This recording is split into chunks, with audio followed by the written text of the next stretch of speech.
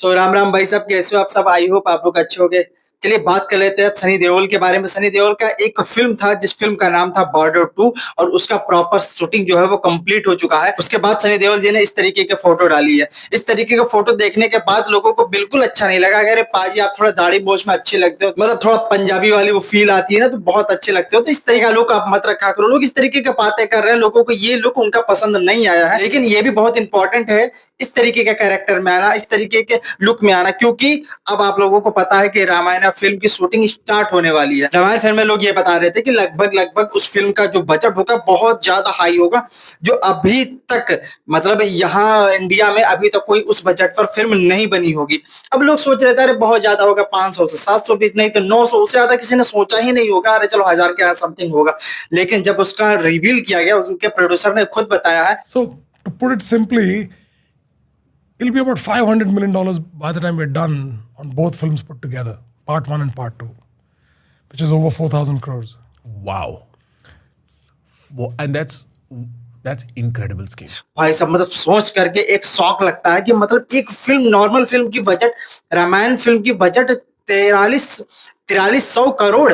मतलब ये बात उन्होंने जो कही है ये बहुत सोच समझ के ही कही होगी। और उनका प्रॉपर ये बजट, क्योंकि बड़े बड़े स्टार कास्ट में जैसे यश हो गए, जैसे सनी देओल हो गए, रवि दुबे हो गए, रणवीर हो गए, पल्लवी करके हैं, जितने भी लोग हैं, मतलब बड़े बड़े स्टार कास्टिंग में बड़े बड़े दिग्गजों का नाम तो है ही है। लेकिन इसमें वीएफएक्स का बहुत बड़ा कमाल होने वाला है। आप लोगों को पता है जिस तरीके से आदि पुरुष आया था उसमें जिस तरीके से कीचड़ बना दिए गए थे, मतलब वीएफएक्स के नाम पर जिस तरीके की गंद मचाई गई थी, और वो फिल्म का बजट 600-700 करोड़ बताया जा रहा था।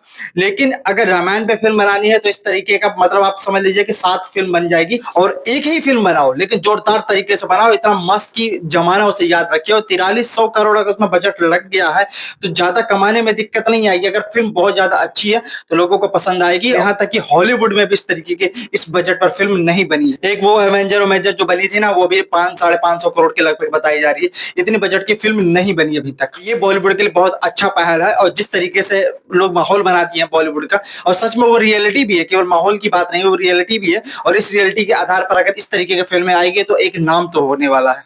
चलिए दोस्त, बात कर लेते हैं नेक्स्ट अपडेट के बारे में। आप लोगों को पता है कि समय रैना को और भी बहुत सारे लोगों को कल बुलाया गया था, उनके टीम मेंबर वाले को, और जो उन सब चीजों में संलिप्त थे उनको वहां सुप्रीम कोर्ट में बुलाया गया था। तो बाहर से जो मीडिया के लोग थे वो जब समय रैना सब पूछ रहे थे कि आप क्या कहना चाहेंगे इस मुद्दे पर, तो वो कह रहे थे बोलेंगे जो अंदर बोलेंगे ना, तुम्हें थोड़ी बोलेंगे। मतलब एकदम फैक्ट वाली बात बोली है।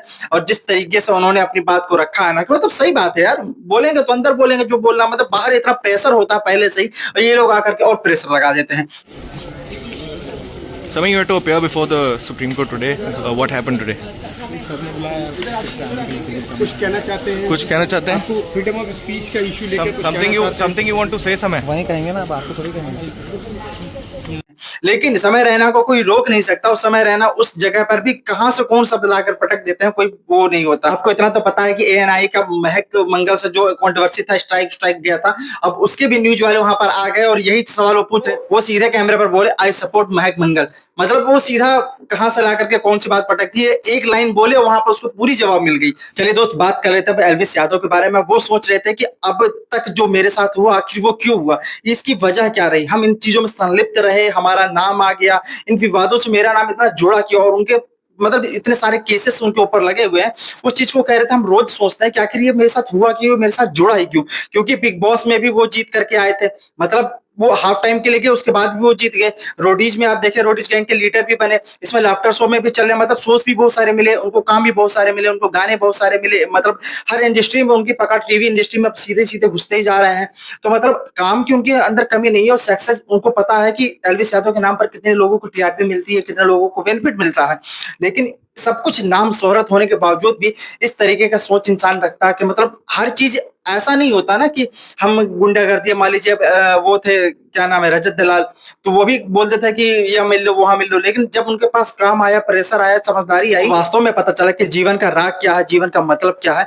और यही है, शांति में ही जीवन है। और यही चीजें हम अपने आसपास भी देखते हैं। जब जिसके पास कुछ नहीं होता ना, वही ज्यादा फाय फाय करता है, वही ज्यादा उड़बो करता है। जब उसी इंसान के पास कुछ आ जाता है ना, कुछ बन जाता है, या जो लोग बने हुए जिनके पास कुछ है, कुछ जिम्मेदारियां हैं, कुछ रिस्पॉन्सिबिलिटी जिनके पास होती है, वो बहुत गंभीरवान होते हैं और वो हर चीजों को समझते हैं कि चलो इतना होता रहता है, जनरली चीज है।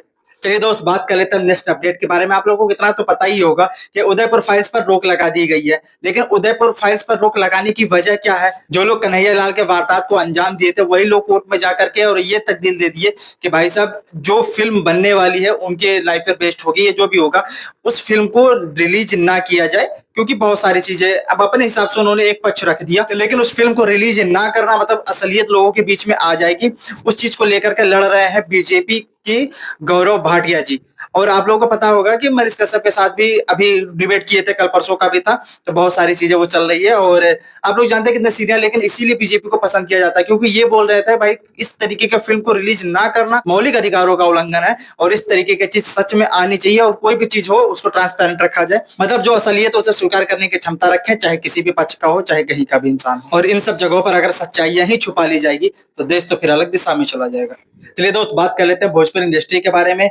मनी मिराज का एक सॉन्ग आया है जुग जुग जिया ए माई, जो कि त्रिमूर्ति म्यूजिक वर्ल्ड से आया है। और उस सॉन्ग को लेकर के लोग इतना ज्यादा खुश है, मतलब उस सॉन्ग की कंपैरिजन सीधे पावर स्टार पवन सिंह के सॉन्ग से कर रहे हैं। और उनका एक सॉन्ग आया था ना कि मन लागत नहीं के कहते बाबूजी ये रोवाई आवा था, इस तरीके मतलब एक लेजेंडरी सॉन्ग है वो। और उस सॉन्ग से इस सॉन्ग का मुकाबला कर रहे हैं। ये माई के ऊपर है, वो पिताजी के ऊपर था। और सच में वो सॉन्ग तो बहुत गजब का है और ये सॉन्ग भी काफी अच्छा लग रहा है। पावर स्टार से उसका कंपेरिजन नहीं कर सकते, लेकिन एक भाव के हिसाब से अगर देखें तो लोग एक दूसरे का मुकाबला कर रहे हैं। मतलब समझ लीजिए सॉन्ग कितना ज्यादा बेहतरीन। अगर आप नहीं देखें तो जाके एक बार जरूर देखिएगा, सॉन्ग बहुत ज्यादा इमोशनली कर देगा आपको। मिलते हैं अगले वीडियो में कोई नया फैक्ट के साथ, तब तक के लिए इजाजत दीजिए। जय हिंद।